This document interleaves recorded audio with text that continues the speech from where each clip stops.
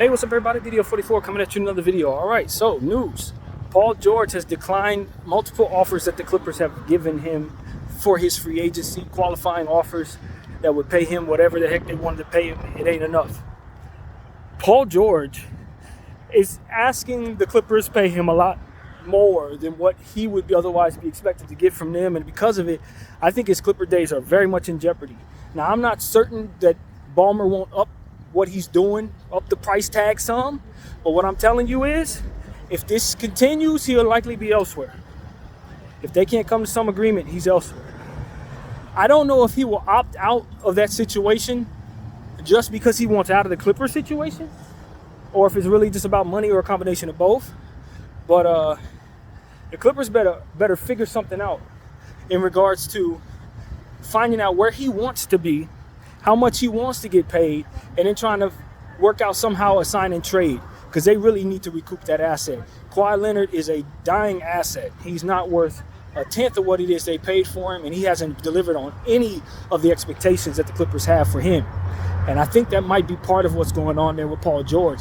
He's tired of every single playoffs, every single season, missing this guy who's supposed to be his running mate, and they never reach their zenith, their highest point, because of it. And if I'm the Clippers, I'm asking Paul George, is that why you're leaving this place? Is that why you're leaving a team that's about to go into a brand new building? Because I can't imagine he's just throwing this all for bucks. The man is rich as hell already. He's made many contracts in this league. And maybe he does want to play the market strong because he knows he's worth something, could really do some winning elsewhere. But leaving your home state, basically your hometown, just for a few dollars?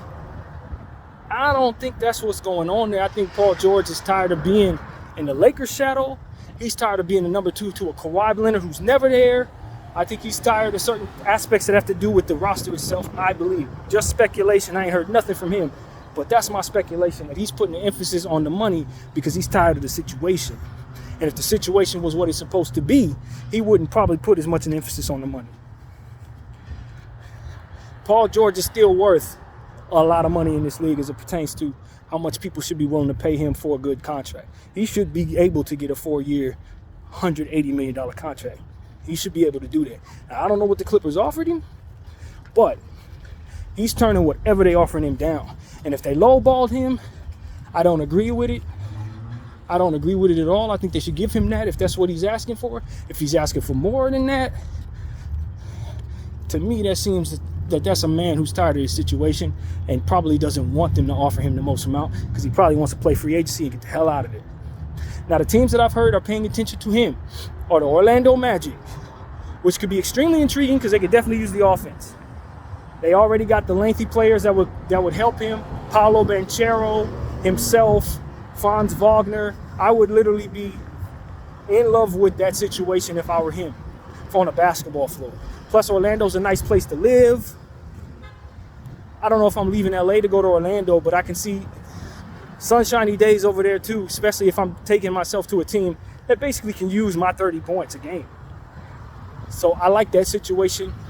Philadelphia is an interesting situation, but I know they're going to have to basically max out Maxey. And so I don't know that they're going to have the ability to really do that without entering into a space where their team is not very deep, which is not something I would suggest. I don't love Philadelphia for him on the court based on the lack of depth that's going to be around him. Unless they're going to be moving on from Maxey, which I wouldn't suggest. I like Paul George, but not nearly as much as I like Maxey going forward, especially for a team that drafted him. I don't know if I want to pay Maxey all that money, but at the same time, I understand he's probably worth it at this point. So you probably want to pay Maxey. Also, depth, it matters. It really matters, man. And I just don't know about the role players of the Philadelphia 76ers. Maybe they move on from Oubre to create some space, but I wouldn't necessarily suggest that either. Oubre's a good piece for them, etc.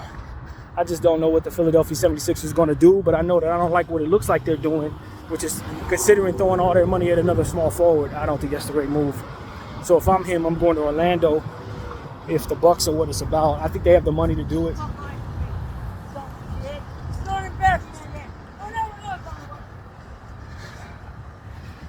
Anyway, so as I continue to speak, I tell you, Paul George is going to have other opportunities open up as well. The Toronto Raptors are interesting to me because they may want to jumpstart their situation. Obviously, they were able to add Kawhi Leonard to their situation several years ago, get a championship. Maybe you want to kind of do that with Paul George. Maybe they have the money to do it since a lot of what they have is out the door. Scotty Barnes is really the only prominent piece making real money off of their team. I don't know if he could go there and necessarily be better in the Clippers situation, but when I think about the teams that could afford to pay him, he might be one of those. That might be one of the teams. But that's the thing. It's like, is he going to go to a better situation, or is he just going to take whoever gives him max money? And there are teams. You know, I think about San Antonio. San Antonio could be very interesting. I don't know what their cap space situation looks like, but they got a lot of picks, so they can create opportunities for themselves based on that type of flexibility. Already got Wemby. Maybe you add Paul George. They could use a point guard, but I mean, you're not doing too bad if you add Paul George to a situation with Wembanyama. You're definitely going to be in these playoffs next year. The Los Angeles Lakers are looking for a third star. I would love to add a player like Paul George. I would. But I don't think that's necessarily a piece of need for us. And I think we need to address needs specifically. But I would love to have a player like Paul George be a catch-and-shoot guy. That would be great for us. I know a lot of people aren't believers in Paul George. I've criticized Paul George in certain situations. But you add him to what Bron and AD are about, I think that would be fantastic. I honestly think that would be fantastic. But I don't think we could pay him all he would want to get. I don't think the 3-star model really has him in mind as it pertains to what we're building. I think we more so need a lead guard. But I'd love the defense and two-way ability of a Paul George stabilize everything we got going on. That would really make me happy. I think for all the crap that I've talked about Paul George, I never thought of him as somebody that wasn't good. I just thought I couldn't trust him in certain situations. But throughout the course of a regular season, he's always a fantastic regular season star on both sides of the floor. So if he doesn't want to leave LA and he wants to suit up for the Lakers, if he'll take a good contract for us, I would welcome him. I would be very happy with him. So that's just my own little personal opinion, but I don't think that's an option. I don't think that's really actually happening. Also, I look at a situation like New Orleans. It looks as if they're going to try to let salary come off the books so that they can pay Trigger Murphy. I don't know if I actually like Trey Murphy more than I like Brandon Ingram, but for the future, maybe it makes a lot more sense to not pay Brandon Ingram and to make sure that you solidify Trigger Murphy. I don't know if they're letting Brandon Ingram walk or if they want to enter some type of equation where they get involved in a Paul George trade. Now, that doesn't mean Paul George would be landing in New Orleans, because in theory, that's the money that they ultimately would be giving to Brandon Ingram. And again, they're trying to shed salary, but I can definitely see a 3-team deal where Paul George goes one place, Brandon Ingram goes somewhere else, and then that third team brings stuff back to New Orleans and back to the Clippers. I could certainly see something like that starting to form right now. It's very possible. I don't know who that third team would be. I don't know who wants to do what. But that's definitely something I would be looking at if I were both those GMs, Clippers GM and the New Orleans Pelicans GM, is how can we make it so that those two teams, those two players are in movement for one another in one way or another. So that's something to pay attention to as well with Brandon Ingram's free agency. As far as, just to shift off to Brandon Ingram, again, another player I think the Lakers would love to have. He might be a little more expensive than what we want to pay, but I'd love to add another two-way wing to our situation. Obviously, we drafted B.I. That would make me very happy bringing B.I. back. I never lost faith in B.I. I never really wanted to trade him at all. I think he's good in a third-star situation. I don't think he necessarily fit with Bron when he was a kid, but he's grown up a lot since then, and I think he's a much more reliable piece right now, much more of a connective piece than he ever would have been back then. I know we used him as a point guard in certain situations, so you don't want him to be a point guard. You can use him to help facilitate, and he's a one-on-one genius. Actually, I think that's an underutilized thing for him He really is fantastic in one-on-one situations. So I would love to bring him back if it makes sense. Cap-wise, I'd like to bring him back. So these are things, I don't know if the Lakers want to go the small forward route, but I do think size helps. When you consider what the Lakers have gone through specifically in regards to having problems with Gordon and Porter with the Denver Nuggets, if you bring yourself another reliable big body player who can do things on both sides of the floor, that really can solidify a lot for you. Now, we do need to address our point guard position, because obviously if D'Lo's going to be moving on, which it looks like he could be, we would need our point guard there. But you don't have to invest so much in the point guard position necessarily. You could very well bring yourself a high-priced small forward and then just get yourself a good point guard, a Mike Conley level point guard with that Paul George, LeBron James, Anthony Davis situation type of thing, Brandon Ingram, Bron and AD type situation. I like that team pretty much a lot. I don't know if they can win a championship though. So that's just my own little Laker mind talking. But a guy like Brandon Ingram, you can go a lot of different places. Both of these, I think the Charlotte Hornets is an interesting place for Brandon because he's from North Carolina. They got Brandon Miller. Pairing up Brandon Miller and Brandon Ingram could be really interesting for many years to come. Deadly players. A team like that probably want to make a step forward, probably would like to see themselves be much more talented than they've been in a long time. I think that could be something if they want to take on a Paul George or Brandon Ingram. Less likely to get Paul George. I doubt he would leave there for Charlotte, not willingly. These are the type of things I would think about if I'm the Charlotte Hornets. Maybe try to pair him up with another guy. The Miami Heat could be interesting, depending on what Miami could do with their cap situation. Depending on how much they love some of their retaining assets right now, I think a Brandon Ingram or Paul George could really help their situation, but I just don't know if they can necessarily afford to do it without doing something they probably don't want to do.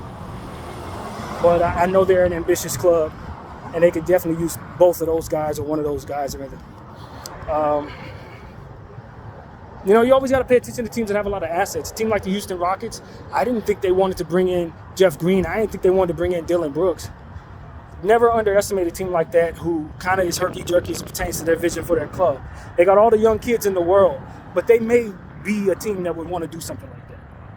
Don't put it past them, because what they've been trying to do is get out of that young space and get into a win now type of space.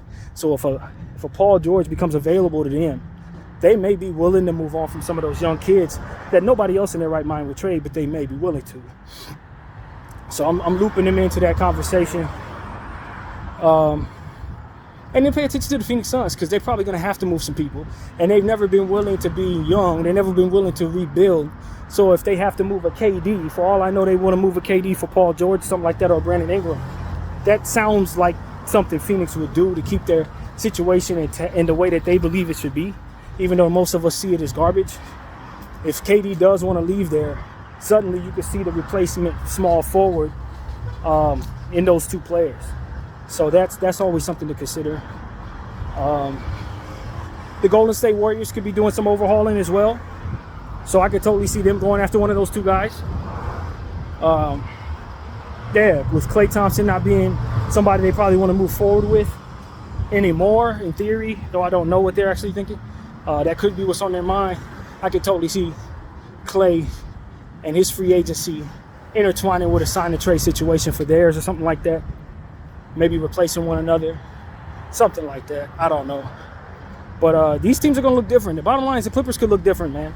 The players that they could use in a sign and trade, if Paul George would agree to that, could make them a very different basketball team. And if he doesn't agree to that, then now they got some cap space to throw at somebody like that. So Klay Thompson could very well end up a Clipper next year. Brandon Ingram could very well end up a Clipper next year. Like, these type of things are really possible right now. I'm just curious to know what these teams are going to do. I'm intrigued, because these are wings, and we know how much wings matter in this league right now. It's a premium on those guys at all time. So if you can bring a Paul George into your situation, if you're really any team in the league, you feel great about upgrading significantly what your prospects, what your possibilities are. I don't think there's a team in the league that can't actually use Paul George. I really don't. Because of his catch and shoot ability, because of his two-way ability, because of his ability to do things down the stretch of basketball games. I think this dude if he's at his best, has already proven he's one of the best. So because of his catch and shoot ability, he fits everywhere. He fits everywhere. So that's why I think his free agency is intriguing. Brandon Ingram, I don't look as a catch and shoot player like that. He needs to be more of an ISO one-on-one kind of guy, but there are a lot of teams who could use that. There's a lot of teams who could use that type of length as well. So, it's intriguing to me. I hope that all these players land on their feet. I don't particularly hate any of these guys. I'm very excited about Paul George if he can go somewhere else other than the Clippers because of how much I despise the Clippers. So, I'm hopeful that the Clippers do blow it up and end up terrible for the next 35, 40 years. That make me happy. You know what I'm saying? I never did laugh at them for being eliminated. I don't know. I just didn't feel it this year. I just shook my head and said, yeah, this is what they do. I know a lot of people are laughing on the Lakers side of things in regards to the Clippers, but I'm more surprised if they succeed, not if they fail, man. They're failures. They've been failures. I think Paul George got the right idea, getting the hell out of there and making them over and triple pay for him. You got the richest owner in all of sports by a long, long, long shot. So it shouldn't be an amount of money that he is willing to pay for what he wants. If he has to go over the cap or whatever, that stuff doesn't apply to him. That applies to everybody else. It don't apply to a dude that's made of what Steve Ballmer is made of. I'm sorry. There's no cap tax that he can't pay 25 times over and still be very, very comfortable. And that's just what he has on everybody else. He could buy the league and be comfortable, to be honest. He could buy all teams. That's how wealthy he is. He could buy all the teams. It could be the Steve Ballmer league if he really wants it to be. And so that's what I'm telling everybody. Like, if Steve Ballmer is ready to stop this with Paul George and Kawhi Leonard, I don't blame him, because you really do have all the money in the world to put together anything you want to, and the flexibility that you should be able to have being in that situation should not be strangleholding you to somebody that you can't rely upon. It doesn't make any sense. It never did.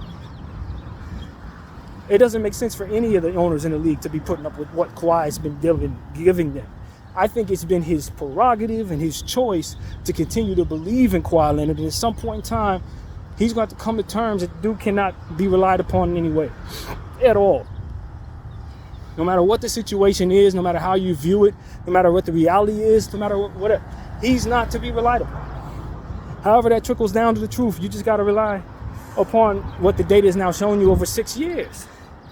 And so I would be frustrated if I were a Clipper fan with Steve Ballmer's stubbornness as it pertains to moving on from stuff that just doesn't work, man. And this is the year where he probably needs to be tired of that too. So if Paul George is leaving, it's probably for the best. I would move James Harden too. I would get all them dudes out of there. And if they're going to fire the coach, probably for the best, get you a rebuilding coach and start rebuilding. Trade everything for picks that you can. Everything that you can. I'd trade it for picks and just start all the way over. And pay whatever luxury tax necessary. When you get what you want in place, then you start big game hunting. And just pay whatever luxury tax needed. That's until he does that, until he chooses to do that, the Clippers are always going to be just as bad as they've always been. But it's up to him to change his mind. It's up to him to stop being stubborn or stop believing in crap that doesn't work. And so that's really my point of view in regards to the Clippers, man. It's up to him. They keep getting ousted every year. They keep having these lofty expectations. People like Stephen A. Smith keep picking them, and they keep falling short of these expectations. It's been going on well before Steve Ballmer got there. You know what I'm saying? So it's like, at some point in time, it's up to Steve to just look around and say, yeah, no, I'm done with this. And if anybody can do something like that as an NBA owner, it's him. It's up to him. That's all it is. So that's pretty much what I got to say, man. Paul George looked like he's going to help out with that by moving on. And I can't say I blame Paul George at all, man. Good luck to everybody involved. BDF44, I thank y'all for watching. I'm out.